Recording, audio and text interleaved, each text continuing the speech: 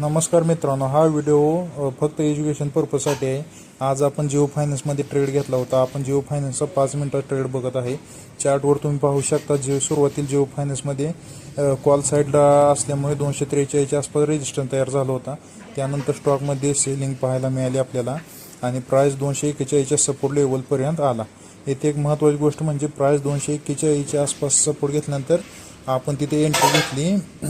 पण आणि दुसरं एक महत्त्वाची गोष्ट म्हणजे आपण ज्यावेळेस वरच्या बाजूला पाहिलं तर 242 हा महत्त्वाचा रेजिस्टन्स झोन होता आणि मूविंग ॲव्हरेज देखील प्राइसच्या वर असल्यामुळे सेलिंग प्रेशर होता, म्हणून आपण पुट साईडला एंट्री प्लॅन केली। तुम्ही पाहू शकता आता आपलं प्रॉफिट 900 पर्यंत होत आलं आहे आणि आज मंथली एक्सपायरी असल्यामुळे आपण काही जास्त रिस्क घेणार नाही।